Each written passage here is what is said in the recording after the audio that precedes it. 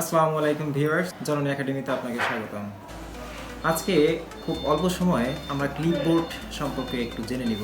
ক্লিপবোর্ডটা কি? ক্লিপবোর্ড হচ্ছে অনেকগুলা কপি হিস্টোরি করে রাখার একটা উপায়। এটা উইন্ডোজ ডিফল্টেই সেট করা থাকে, শুধুমাত্র আপনাকে সেট আপ করে নিতে হবে। আসুন প্রথমে আমরা দেখে নেই আসলে আমাদের কোন সমস্যায় এটা প্রয়োগ করতে পারি। প্রথমত বারবার copy paste copy paste copy paste copy paste অনেকটাই কষ্টকর। অনেকগুলা কন্টেন্ট, অনেকগুলা কপি, অনেকগুলা ইমেজকে যেগুলো আপনি কপি করেছেন সেগুলোকে হিস্টোরিতে রাখার একটা উপায়।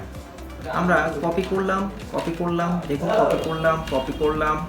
তো এখন আমরা একটু দেখব যে ক্লিপবোর্ড হিস্টোরিটা কিভাবে প্রয়োগ হয়। সো আমরা উইন্ডোজ লোগো এবং ভি প্রেস করব, দেখি কি আসে। হ্যাঁ, উইন্ডোজ প্লাস ভি প্রেস করলে আমাদের যা আমরা কপি করেছি সেটা ক্লিপবোর্ড হিস্টোরিতে জমা হচ্ছে। এটার ব্যবহার আমাদের সময় অনেক বাঁচিয়ে দিবে, কেননা বর্তমান ইউটিউব কন্টেন্ট রাইট বা বিভিন্ন সাইটের content creation, everything coding, copy পেস্টের কোনো তুলনা নেই।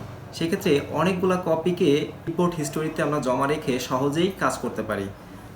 জাস্ট একটি সেট আপ করে নিই। চলুন তাহলে দেখে নেই কীভাবে ক্লিপবোর্ড সেট আপ করতে হয়। প্রথমত আমরা সেটিংসে যাব এবং সেখান থেকে ক্লিপবোর্ড অন করে দিব। ক্লিপবোর্ড যেটা দেখছেন এটাকে অন করে দিব।